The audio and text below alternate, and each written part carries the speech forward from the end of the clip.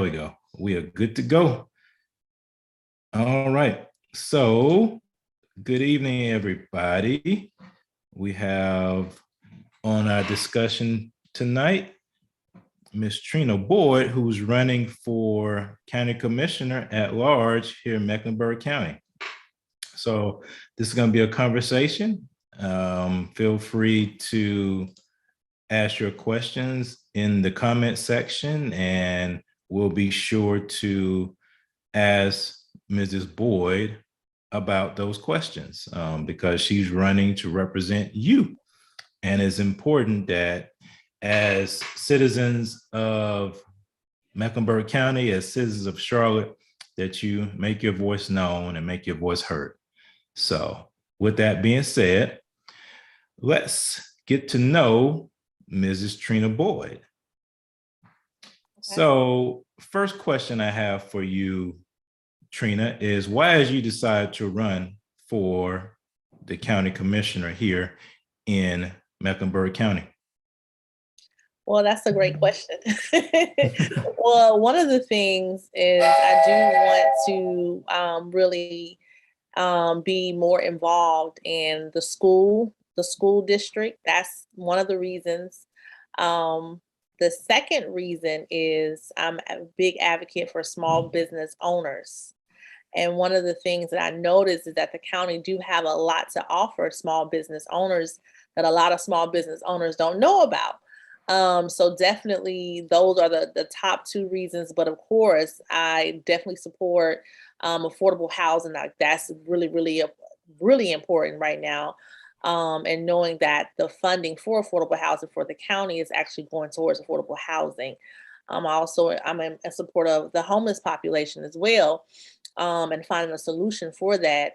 The county has done great things so far with helping the homeless population, helping with putting them in hotels. A lot of people don't know that they were put in hotels for I think 3 months or so. But what's after that? Like, how can we fix that? So those are some reasons that I'm running. Good. So speaking of that, I assume you're talking about what happened in Tent City when they had to move the people there to shelter. How does Mecklenburg County interact with Charlotte in those type of situations? Is that something that the city of Charlotte would handle in conjunction with Mecklenburg County, or was that something that the commissioners would come in and have to kind of rectify and kind of usurp authority over the city in those kind of situations? Well, from my knowledge, the county handles that situation. So if you look at the funding and the budget for affordable housing, they're allocating those funds to go towards that. But they, allocate funds for the homeless population, also a lot of the shelters here in Charlotte. So definitely the county handles that. Okay. So what are your thoughts about that? What do you think is the driving force of why we have so many homeless residents, homeless citizens in Charlotte and Mecklenburg County? I truly think it's mental illnesses, and that's something else that we deal with as well. I do feel that that's the majority of that, but also some people don't have mental illnesses. Here we go to affordable housing, having jobs, and that kind of thing. So it's just a combination of a lot of things. Okay. So speaking of affordable housing, that's one of those things that it's been like the buzzword in the past, maybe 2 or 3 years. People keep talking about affordable housing, affordable housing.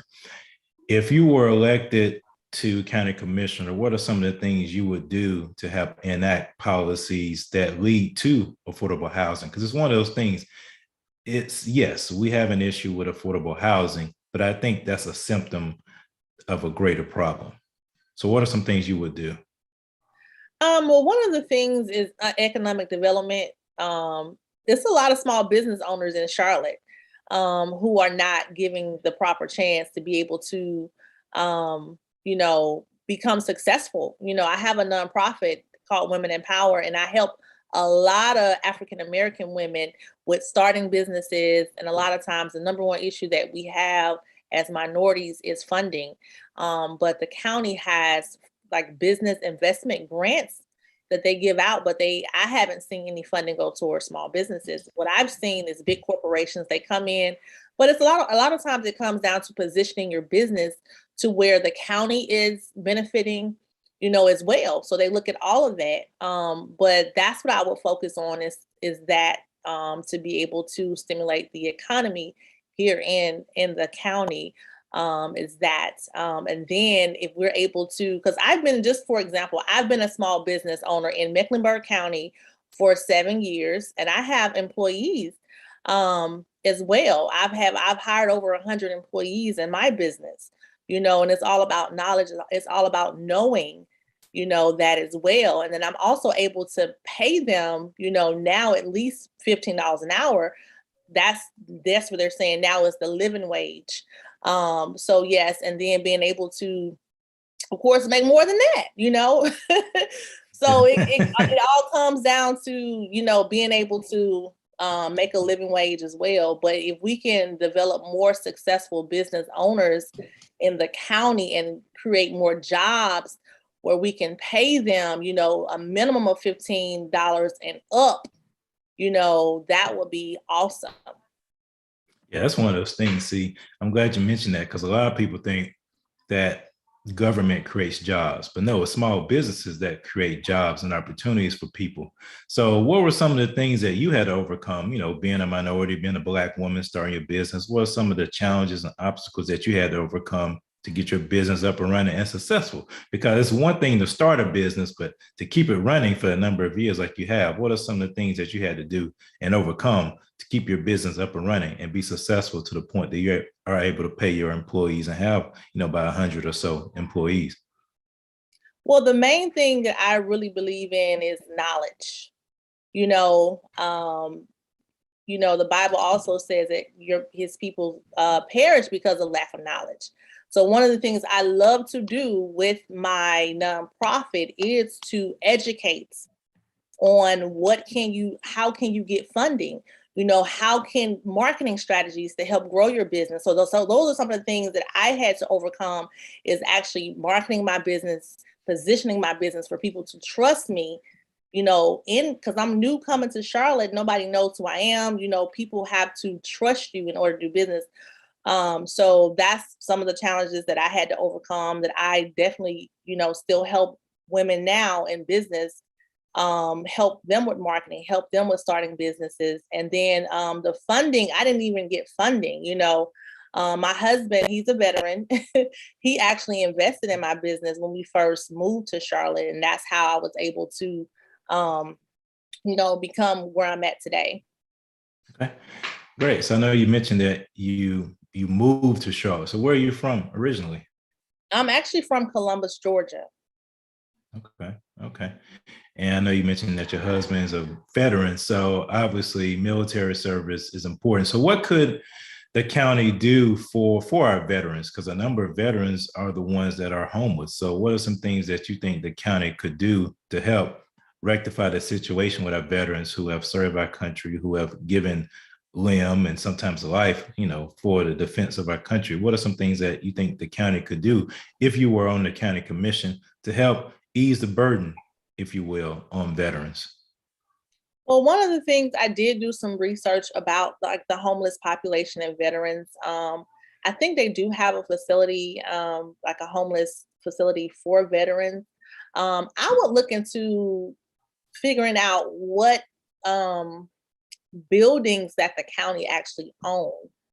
We need to know like what inventory do we have out there that we can utilize to be able to place homeless veterans in. That's important. What do we already have? Yeah, that's true. So obviously your election is taking place in a couple of months. What has been probably the most challenging part of the process of becoming a candidate for county commissioner? Oh my gosh, where do I start? Okay. So, well, I don't know, but one of the things God told me to do was to run an ad, on Facebook. because a lot of my candidates, the opposing was not doing what I was doing. So people don't really, I mean, people know me in Charlotte, but some people don't know me. So they prejudge you and say, oh, just say all kind of stuff that they don't know anything about you, Right, So that's a big challenge, people judging you off of, your party affiliation. That's number one. But yes, that's the biggest challenge for me. And God had to talk to me and let me know, hey, I called you to this for a reason. You can handle this, because it's challenging. Like, and I know I'm not the only one going through, that, like, as far as running for office and people just saying bad stuff about you. They don't know you. So that's what God had to tell me. They don't know you personally. So they just judging you off of whatever. So are they saying bad stuff based upon the platform, based upon the party that you're running under? Yeah, if you could elaborate, what are some of those things? And also, if you could just let us know what party you are running under and what are some of the things of your platform. But the first question I had is, what are some of those things that are being said and talked about that are not reflective of who you are? So let's see. Some of the things that they're saying, trying to think, because I just really just all the comments, because I want to put positive stuff on my thing, because people know me, they'll put positive stuff on there. But right. The main question they want to know is what party I'm affiliated with, because they don't even go to my website and look at the platform. They just say, what's your party? Wow. And that's all they care about. But it's not about that. It's about my platform, Mm-hmm. But yeah, that's the main thing they want to know is what party are you affiliated with? Because they're going to automatically judge you off of that. So it's not even trying to hear what your platform is. Automatically, people see if you have a D or R associated with your candidacy. Automatically, they're going to assume that you lean a certain way without really listening to the person to see where exactly you stand on certain issues. Right. Exactly. Yeah. Exactly. Yeah. So what are some of the tenets, some of the things of your platform? Well, my main platform is education. I tell my story all the time, how my mom fought for a better education for me. And I really believe that we all are due a great education, even in, Mecklenburg County right now has 42 failing schools, primarily in the minority areas of the county. So I truly believe in, figuring out a way where we can put more trades, because we have trades, but more trades, especially in those areas where they can work the county jobs after they graduate. So they don't have to go to a college. They can just take those trades while they're in school and then graduate and be able to work those construction jobs. A plumber, like I know a plumber now almost makes 6 figures. So those type of things, that's the main thing for me, is the education part. Gotcha. So speaking of those failing schools, yes, there are a number of failing schools in CMS, and it seems like the board does not, and sometimes the superintendent does not have a plan to address that. So as a member of the county commissioner, number one, what in your opinion would be the commission's role when it comes to making sure that CMS improves those failing schools? And what are some of the specific things that you would consider doing as a member of the county commission? Well, that's the issue, is they don't have a plan. The board don't have a plan. So recently, I don't know if you know, Sean, but they voted to withhold $56 million because they don't have a plan. Right. One of my opponents, I don't like to down people, but one of my opponents, her excuse was that they were focused on something else. And then once somebody on the county right now said that they won't even meet with them. So I don't know, why, but that's going to be a challenge if they can't meet with us and let us know, hey, what is the plan for this $56 million? Right. So I can definitely see that being a challenge. Right. So, and, feel free to answer as honestly as you want on this question, because I know this is a subject that tends to be kind of touchy depending upon the position. But what are your thoughts on the Opportunity Scholarship and, educational choice here in North Carolina? I mean, that's a big deal. As you mentioned, a number of those failing schools happen to be in minority communities, and those children have no recourse. They have nowhere else to go. And it tends to increase that school to prison pipeline because these children do not have the opportunities that other students have in more affluent areas of Mecklenburg County. So what are your thoughts when it comes to educational opportunity and giving parents the choice as to where their children go to school? I mean, I fully support that. Even with I had to go through that with my children, because they're in Christian school now. Mm-hmm. Before, I had to go through that, and I fully support that, that decision to do that. Yes, definitely. Gotcha. Yeah, because it's so important that as parents that we have the ability to choose, where our children go to school, because especially as taxpayers, we want our money to go to areas that are run properly. And I think the issue is not the funding. Schools get a lot of funding. It's how those funds are allocated. And that's the problem. The funds are not allocated properly to where they can improve the performance of the schools. And it seems like the schools are more intent on other things instead of teaching our children how to read and write. And our children are just being passed along in the system and become a product of the system. So, yeah, that's one of those things that I definitely think the commission should address quickly, because if we don't, then the city will have a certain segment of people that are not thriving, that are continuously in a state of poverty. That's not what we want as a city. So I definitely hear you on that. Another question I have is, I know you mentioned that your husband is in the military. What are your thoughts when it comes to how to improve the relationship between, CMPD and a community? I mean, we haven't had any major issues other than the one that we had a few years back, back in 2016. There have been a few things here or there. But what are your thoughts when it comes to how the community, in particular, the Black community, what are some things that the commission or you as a county commissioner would do to help improve the relationship between, CMPD and the different communities that they serve? Well, I would bring to the board to fully support the current program that the city currently use. I don't know if you heard of it.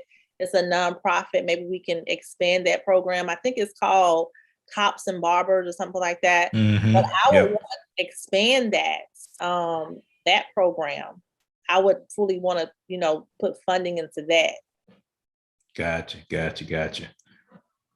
Yeah, I've heard that program, and I think it has had some success in terms of kind of mitigating the issue, because I believe it's one of those things, and this is my opinion, it's one of those things that if you don't have a relationship with people in the community, then more than likely you tend to look at the residents of that community as a threat. Right. Instead of trying to diffuse it. You actually escalate things instead of coming in and trying to diffuse things. So I think the relationship is good. And like we said, not all police are bad, and not everybody in the community is looking to do harm. I mean, you have to see people as individuals, the way God sees people. And I think that is the approach that we need to take in a lot of different areas. And I think having that approach will help to improve not just the relationship between police and residents, but also within the communities. What are some things that you would do to help curb some of the violence that we've seen increase in Charlotte and in surrounding areas? I mean, you've had people drive up and shoot into homes and little children being shot. What are your thoughts in terms of trying to correct that, trying to ensure that, no parent, no mom is consistently worried about the safety of their children? Well, and this is new information. And then one of the things people have been expressing on my social media post that I did the paid ad for, they have been concerned about that as well. Like they've been posting that as well as it relates to like a lot of violence and stuff like that. So, I mean, one of the things I'm already doing now, Sean, is really building relationships building relationships with our new future sheriff. Yeah. I'm just gonna speak it, but also just building those relationships, figuring out a way we can collaborate to improve. I think one of the things that the CMPD have is a high turnover, and they also have an issue with getting more people. I know they had a procurement out where they were going to fund a small business to do the marketing for getting more cops. So I know that's one of the issues is we need more. We need more police officers. Right, right. So what do you think is driving the lack of retention within CMPD? What are some things that you could potentially do as a member of the county commission to ensure that we are retaining good police officers, the ones that really want to do it, but due to a number of different factors are staying at the police force not a good option compared to other things? That's a really great question. One of the things maybe we can go in and see, and I don't know if this is a county issue or a city issue, but one of the things maybe we can do is go in and see how they're hiring. I don't know one of the reasons, I don't know why they're having issues with retaining. So I really would want to know the issue of why, and we can go in and fix that problem. Right. Yeah. Right. Right.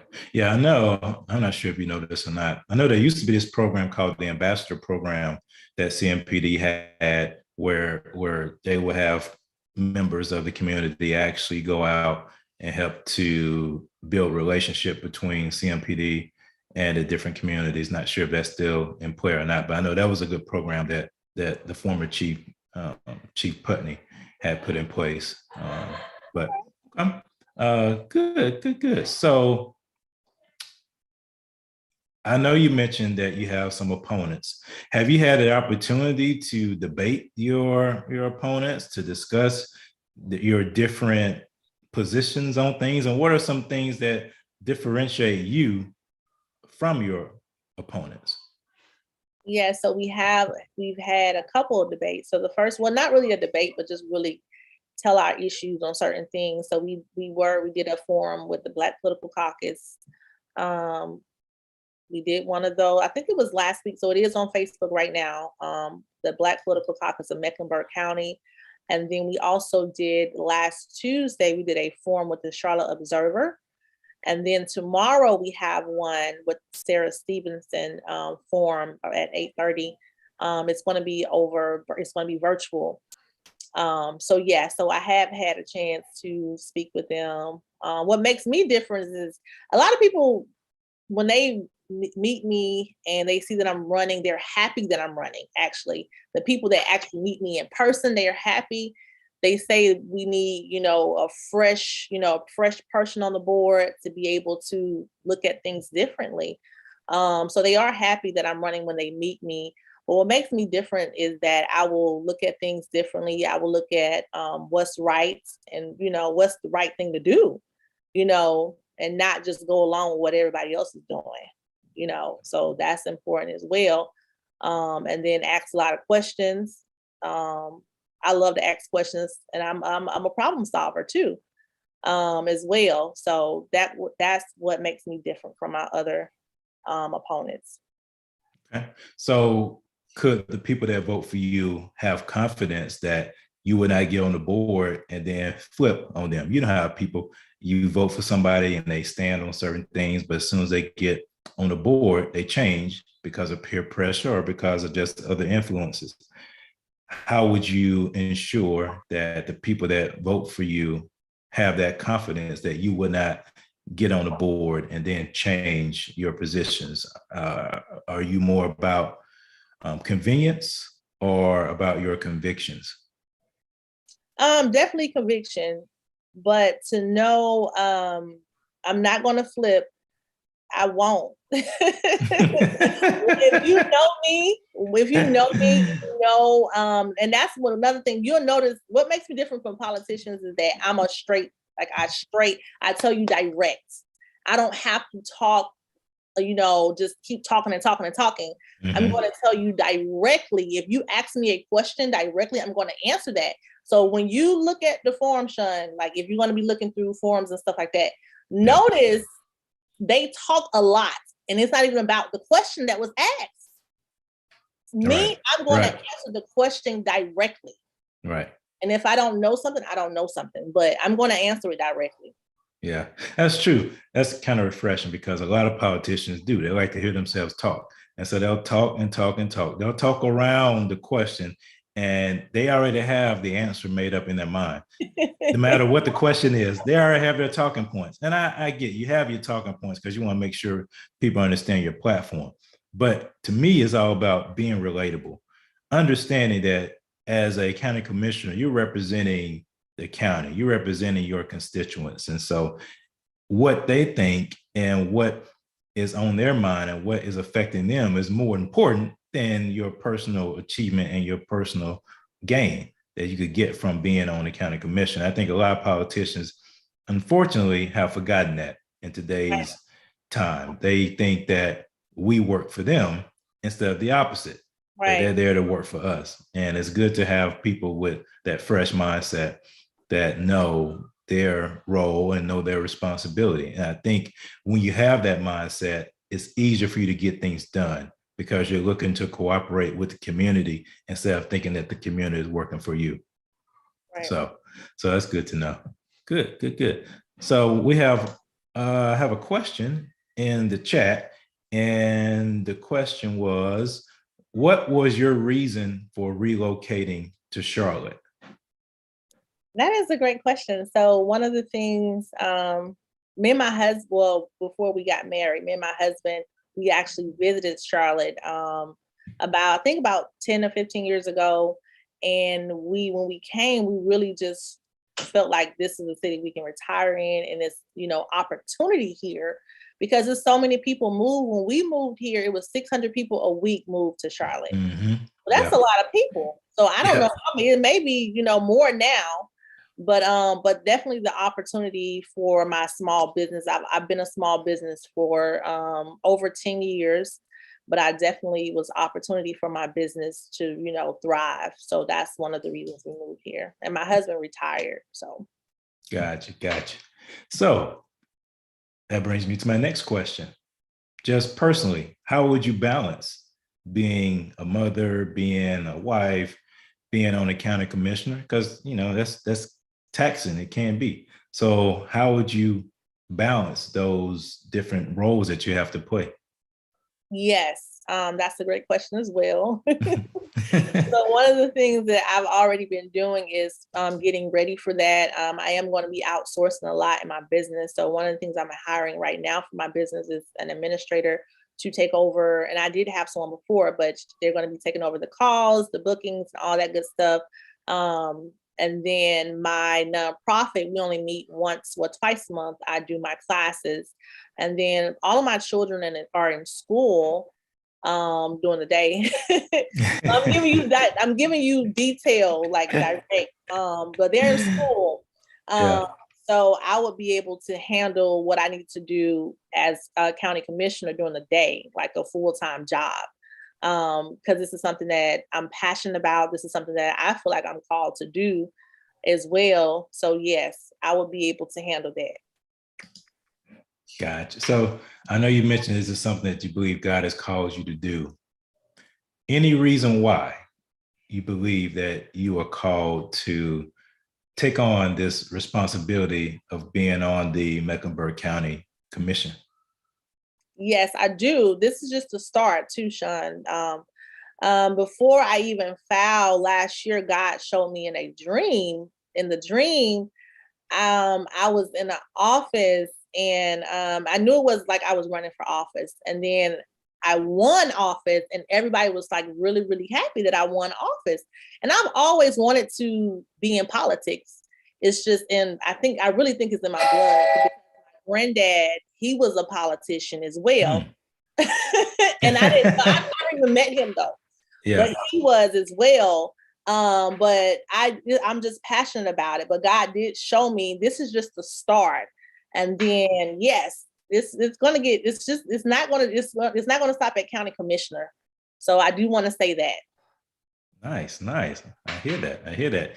And it's so important that we have people that believe that they are called to office, because it is a calling. I mean, it's a great responsibility being a public servant. And that's the key phrase, public servant. You're serving the public.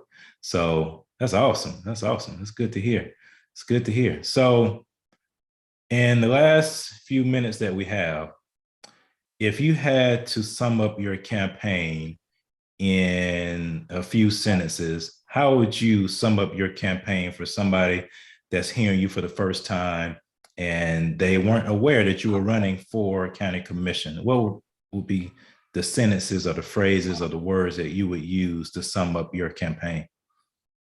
Yes, I'm a mother, I'm a wife, I'm you, I'm you. I'm a small business owner, I'm a nonprofit founder, I have a heart for people.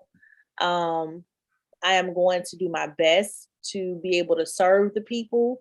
I want to know your issues that you can bring to us that we can be able to help you with. But my platform will be education.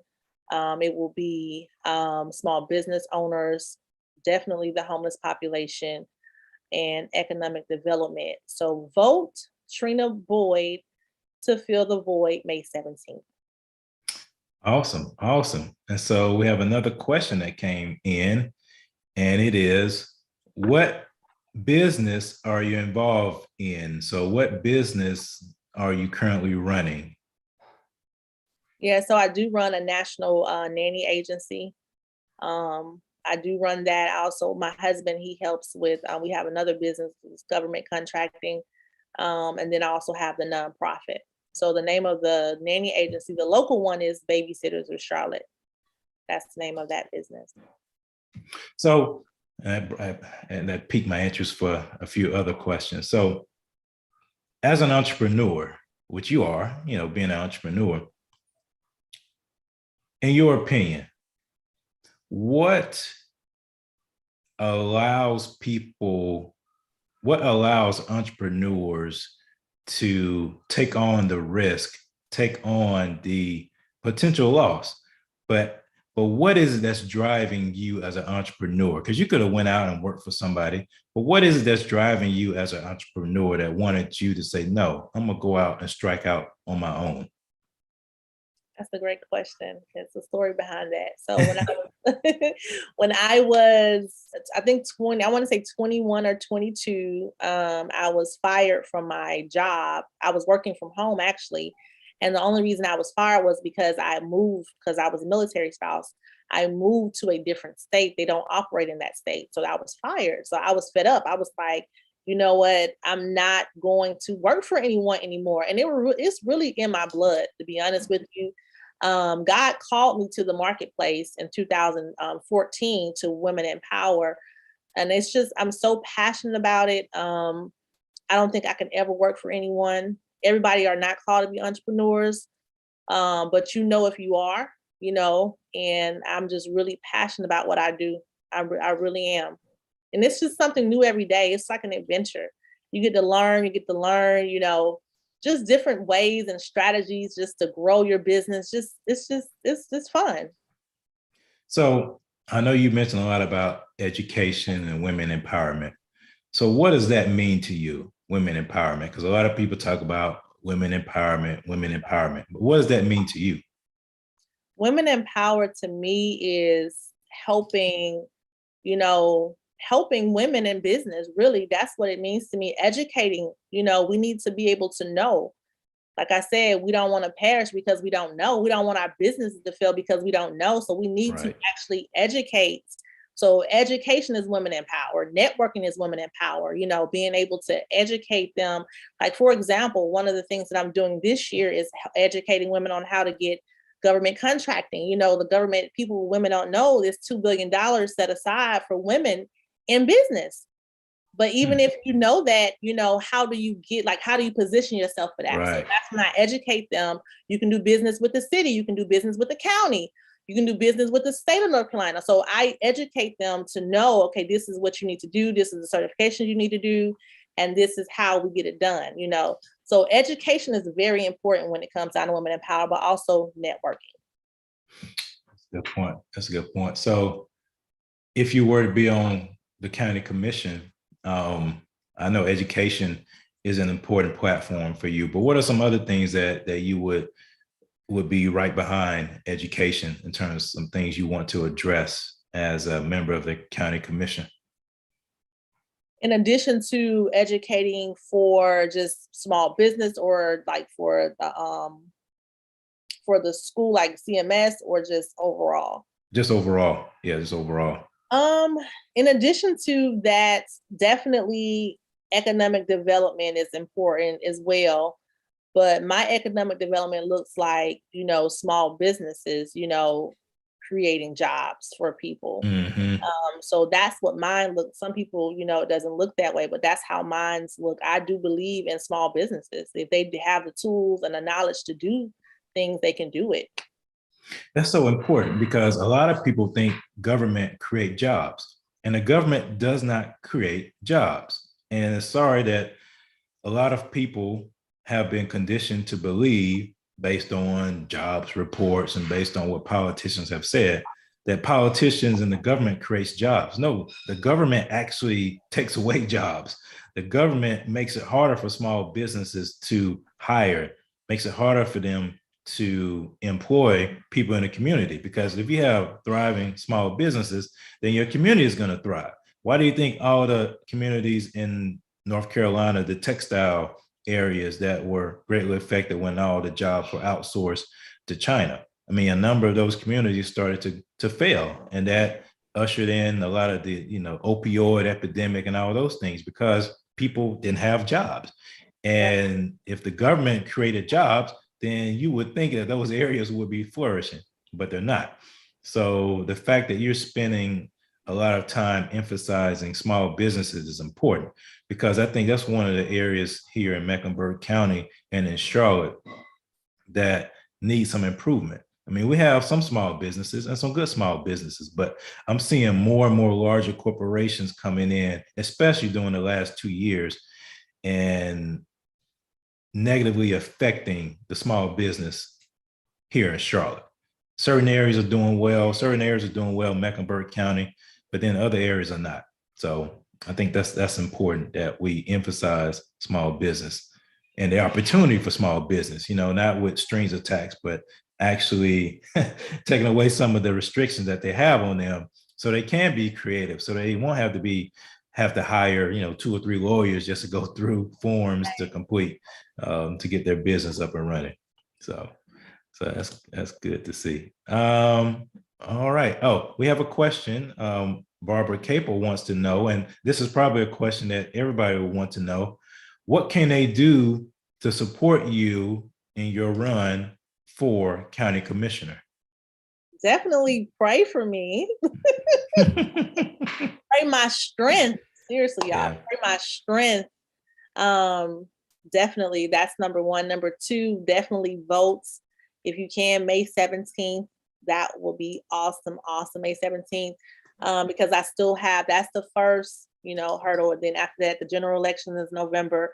So if you can vote for me May 17th, that would be great. And then the third thing, if you would want to donate, you can go to my website, Boyd from Mecklenburg County, boydfrommecklenburg.com. You can donate. That will be great as well. But yes, thank you for that question. Now, do you need any support in terms of actual people out and about, knocking on doors, you know, putting signs in the yard? Could people help out in that way as well? Yes, okay. Definitely. We definitely need volunteers on May 17th. That's a strategy that, you know, I learned, you know, having people at the polls passing out, you know, information on who, because a lot of times they don't know who to vote for. That's so that would be amazing. That's right. That is so true, because unfortunately, a lot of people, like you said, a lot of people are destroyed or cut off because of a lack of knowledge. So they go to the poll and they're handed a flyer based upon who is handing it out that tells them who to vote for.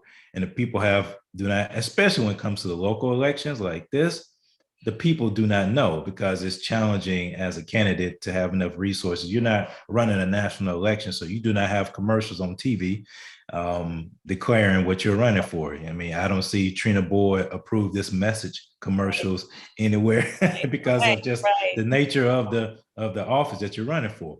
So it's very important that you have people at the actual polling locations that can speak on your behalf.